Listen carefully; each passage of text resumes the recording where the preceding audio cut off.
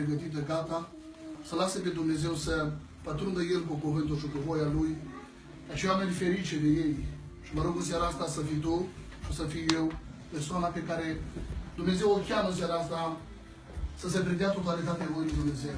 Mă gândeam în cuvântul Domnului, stăteam aici și Duhul Domnului mi-a adus aminte, să ne rugăm câteva lucruri. Într-una din zile vine Iisus și intră în Ierusalim, intră în templu. Fraților, mă gândeam la imaginea aceasta și Iisus nu se bucură de clădirea templului, nu se bucură de mulțimea oamenilor de acolo. Nu se bucură de bănetul, de lucrurile materiale, nu se bucură că acolo oamenii prosperau.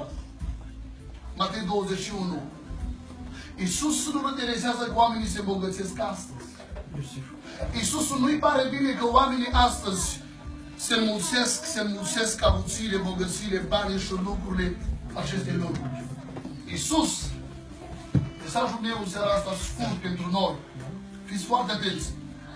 S-a așteptat Domnul să intre în templul Matei 21. Ce să facă acolo? Să găsească pe oamenii că se roagă lui Dumnezeu. Amin. Frate Nicule și fraților, spune cuvântul Domnului că casa mea se va chema ce? O casă de rugăciune. Și mulțimi de oameni astăzi, mulțimi de oameni priviți că Domnul intră acolo și nu bate din bani, spune, oh, bravo, nouă, evreilor. Iisus se zgonește și spune, afară cu voi! Fi oameni, frați și surori, ascultați-mă ce vă spun. Așa am primit de la Dumnezeu seara asta, pe care Domnul îi va zgoni din fața lui dinaintea lui fii plecați. Cerul nostru nostru. Și vor veni oameni și vor spune, Doamne, n-am făcut noi minuni? Vor veni oameni și vor spune, Doamne, n-am scos noi draci? Vor veni oameni și vor spune, Doamne, n-am predicat noi pe ulițile noastre? Vor veni oameni și vor spune, Doamne, n-am mers noi la biserică? Domnul spune, plecați! Că nu mă cunosc! I-a dat pe oamenii de afară din timpul și a zis, ieșiți afară! Plecați! Locul ăsta se va chema un loc de rugăciune. Acolo unde Hristos, frați și surori, intră. Fie că intră în inimă, fie că intră în familie, fie că intră în biserică, fie că intră într-un oraș, într-un sat. Nu se bucură de mulțimi, nu! Nu-L interesează pe Iisus lucrurile aceste luni. Că oamenii se laudă astăzi. Iisus caută ceva. Caută oameni care să se mai roage lui Dumnezeu. Caută oameni care să mai cheme numele lui Dumnezeu. Binecuvântat să fie Domnul. De acei oameni Dumnezeu îi va izgoni. Am să pun câteva lucruri asta scurt. Ce caută Iisus în templu? În primul rând, templul era destinat să vină acolo văduva, să vină orfanul, să vină celălalt, să vină omul care n-are ajutor, să vină omul care și aducea jertfa la templu, să vină oamenii să se închine, să vină preoții și să strige să coborâ Domnul. Și Iisus n-a găsit. Și spune, nu mă bucur de voi, nu mă laud. Și Iisus s-a miriat în ziua aceea, fraților. Iisus s-a miriat în ziua aceea, fraților, că n-a găsit oameni la postul lor. N-a găsit oameni care să se roage lui Dumnezeu. Și Iisus a spune, luați-vă tărabile, luați-vă banii, luați-vă tot ce aveți voi și ieșiți din templul meu. Pentru că locul ăsta e loc de închinare, să se roage oamenii lui Dumnezeu.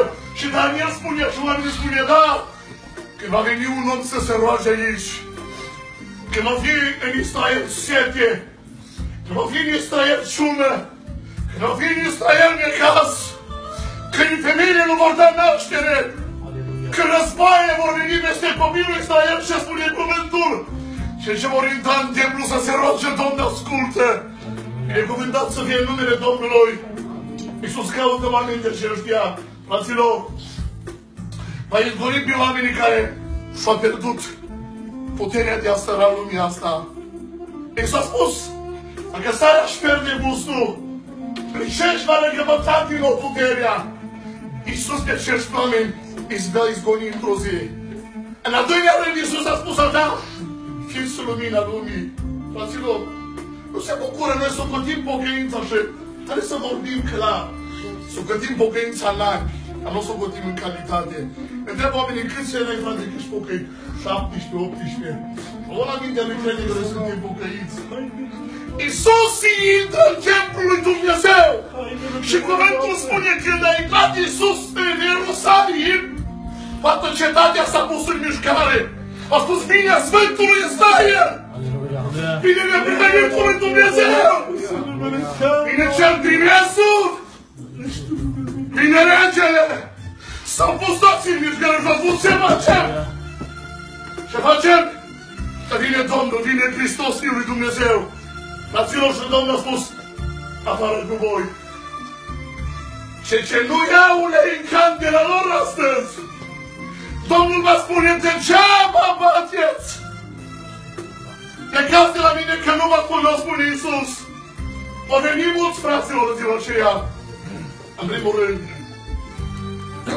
nu-mi permis să citesc tot pasajul 21, versetul 10 până la versetul 17. Iisus trebuia să găsească pe oamenii când se roagă acolo.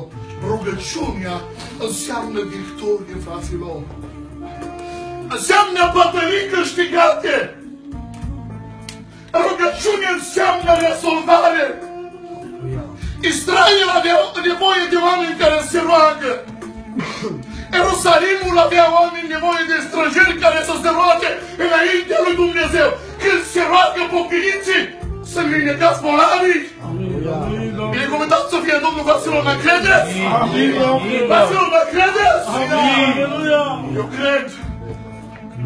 Am fost chemați într-una vizire la sora Veroana și martor aici. Iar când a auzit Duhul Domnului împreună cu fratele Ion, a spus, hai să mergem la sora. Câteva zile nu putea să se ridice din pat. Nu noi, fraților, nu noi. Suntem țări.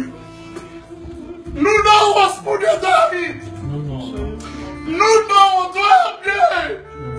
Și nu mi-am uitat că slavă!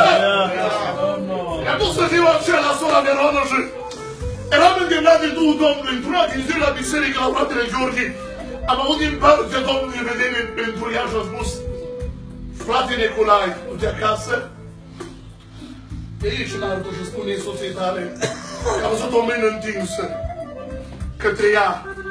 Și Domnul cu mâna lui a luat ceva negru și a scos din ea. A spus și spune să creadă că Domnul a atins-o. Ne-am dus așa necăruzit Domnul să mergem la ea în vizită. E bine, această sora noastră aici martoră. Așa se ce nu putea să se roage. Atunci am început să ne rugăm și a spus sora Veroana, crezi că Iisus te poate vindeca? A spus, cred. A spus în numele lui Iisus Hristos. În numele lui Iisus Hristos din Nazaret îți poruncesc să te fac sănătoasă. Fraților, a spus, soră, vreau să mă sun că Iisus te-a atins. Vreau să merg pe picioare tale că Iisus te-a atins. Și mă sună fratele Neculai și spune, Ștefan, a început să umble soția mea. S-a dus pe jos până în centru, că de asta nu putea să se miște. Fraților, mai credeți în rugăciune? Iisus nu caută orator vorbitor. Iisus nu caută din acești oameni, spune, casa mea se va chema o casă de rugăciune. Că se roagă oamenii. Că se roagă oamenii. Oamenii sunt transformați și vindecați. Vine rezolvarea în al doilea rând. Templul Domnului, fraților, era un loc sfânt. Era un loc sfânt, fraților, așa, fraților. Spune, ați făcut din el o peșteră de tăhari. Tăhari erau criminali. Tăhari erau oameni răi, păcătoși. Și Iisus spune, voi ați făcut din locul lui Dumnezeu, unde sfințenia se cobora, slava lui Dumnezeu, unde Duhul Sfânt se cobora, unde Dumnezeu se cobora în sfântitatea lui Dumnezeu. Fraților, rețineți! Acolo unde intră Domnul, să știți, nu caută bani, nu am nevoie de bani noștri. Nu caută Dumnezeu îmbrăcăminte, să vadă cât avem noi pe noi sau cât am acumulat noi. Știți ce caută Iisus? Sfințenie. Ajută-ne, Doamne! Moise, nu te apropia. Nu te apropia dacă nu e sfânt, nu-i gura ta sfântă, nu-ți mâine tale, nu-s ochii tăi, nu-i gura ta. Moise, nu te apropia! Așa este, Doamne. Moise, e loc sfânt! M-am coborât eu, Domnul, să-mi prezent și spune, descalță-te! Pentru că acolo unde eu sunt eu, e sfințenia lui Dumnezeu. Și Iisus spune clar, fiți sfinți, după cum eu sunt sfânt. Fraților, cine nu se sfințește, spune Apostolul Pavel, nici de cum nu vom vedea împărăția lui Dumnezeu. Și omul lui Dumnezeu Ioan spune, nimic întinat și zburcat nu va intra în împărăția lui Dumnezeu. Binecuvântat să fie Domnul! Binecuvântat să fie Domnul! În al treilea rând, priviți ce spune cuvântul Domnului. A venit acești oameni turbați. Diavolul i-a turbat și mișcă și a spus, au început ucenicii să cânte. Așa, fraților, au început bolnavii care vindecau. Erau vindecați de Iisus în templu. Să laude pe Dumnezeu, să strige Osana, Osana, Osana. Fraților, știți ce se face în templu? Se cântă cântări de laudă la adresa lui Dumnezeu. Binecuvântat să fie Domnul! Binecuvântat să fie Domnul! Și acolo unde este rugăciune, e sfințenie, e laudă la adresa lui Dumnezeu, să vindecă oamenii, să vindecă inima, să vindecă starea, să vindecă sufletul. Încep să vezi din nou speranță, încep să vezi din nou pe Dumnezeu, încep să vezi din nou împărăția Lui, încep să vezi din nou ajutor și nădejde. Mă rog în seara asta Duhul lui Dumnezeu să se coboare peste noi, să se coboare peste noi. Frați și surori, frați și surori, n-aș vrea ziua aia să fiu izgonit de la fața lui Dumnezeu. Fraților, nu vrem să fim izgonit în ziua aceea de la fața lui Dumnezeu. Să fim primiți, așa spune Biblia, veniți binecuvântați ai Tatălui meu, de moșteniți împărăția care v-a fost pregătuită. Frumos va fi atunci. Frumos va fi atunci! Frumos va fi atunci! Când ochii noștri îl va vedea pe Dumnezeul ăsta creici, îl va vedea toată merăția și toată splendoarea Lui. Fraților, bucurați-vă că Doamne e aici! Bucurați-vă că e aici! Bucurați-vă că e prezent aici! Ai intrat în templu și intră aici! Nu trebuie să te pui în picioare! De ce? Fie acela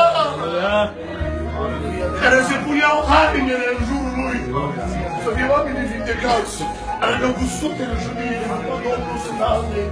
Binecuvântat să fie Domnul. Știți care e îndemnul meu? Rugați-vă seara asta.